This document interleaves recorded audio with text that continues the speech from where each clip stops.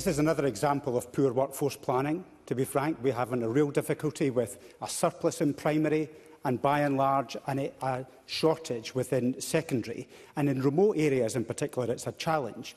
The incentive scheme is just not enough. So what other measures is the Cabinet Secretary prepared to consider to make sure that every part of the country have got the specialist teachers that we need? Cabinet Secretary. I agree with the sentiment behind Mr Rennie's question, but I would go back to the points I was making to Mr Burnett and let us look at the Kingdom of Fife, where Mr Rennie and I both represent respective constituencies. Fife Council was in receipt of significant additional investment from the Government in the previous financial year of close to £13 million. They took that funding and they cut teacher numbers.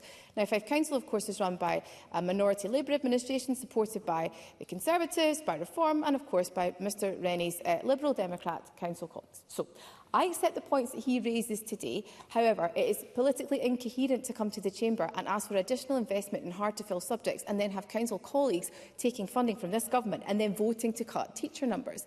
So I agree that we need to work on the issues in relation to where there are gaps. That, of course, will be identified in some of the work we're doing via the marketing campaign, but also through the work I spoke to in relation to the role of the GTCS, who are very clear that there are opportunities for people to have further qualifications in subjects and to teach in secondary where we know there are subject gaps. So I would just encourage Mr Rennie to work with his councillor colleagues, and I'm sure, very, very sure, that they'll be considering whether or not they're able to vote for the upcoming Labour budget in Fife Council, because last year they supported it and teacher numbers fell.